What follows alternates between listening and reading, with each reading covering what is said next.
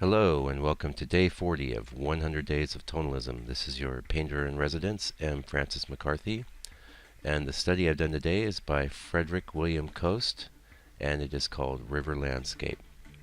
I've been searching to get some biographical information about Frederick, and I have found some things, and as a matter of fact, it turns out he's on Artsy, and I'll be sure to include a link to his page there.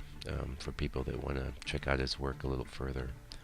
I'm really fond of this little study that I did today, and it came together really effortlessly. And as I mentioned in my blog post, I think this composition of this is extraordinary, and it looks effortless on his part. And I have to say it was very easy for me to put together, and I got a lot out of doing it.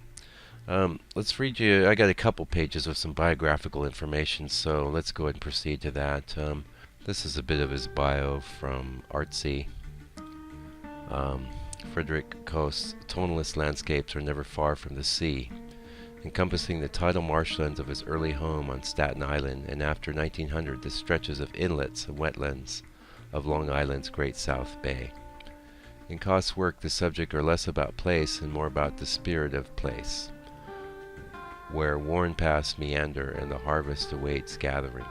Kost's more expressive mature work, especially his smaller sketchy paintings on wood panel, displayed a pronounced gestural handling of pigment, focused more on symbolic form, tree shapes, meandering stream banks, and cloud formations that often approach two-dimensional design.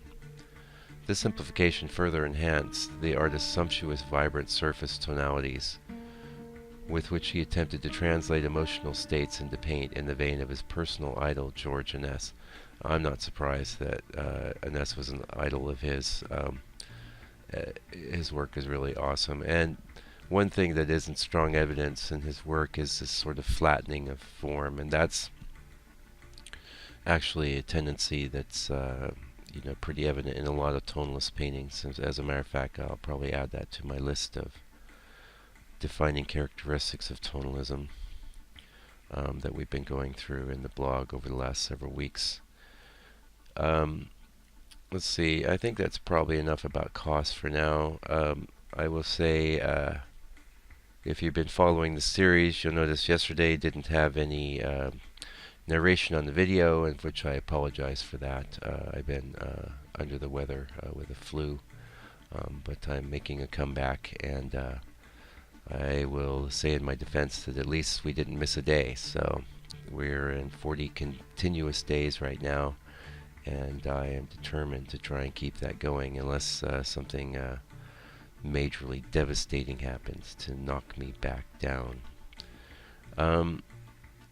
What did I get out of this painting? One of the things I really like about it is the way that he's not only has he flattened the forms, but he's really limited his palette too. There's no real strong greens, there's no real strong blues.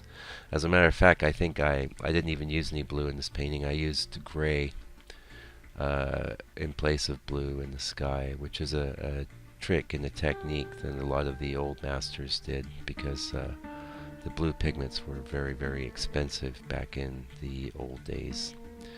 Not only that, but they were very limited, what was available, irregardless of cost.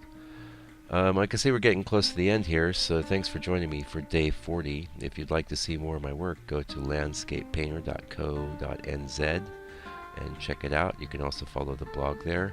Meanwhile, stay out of trouble, and we'll see you tomorrow for day 41.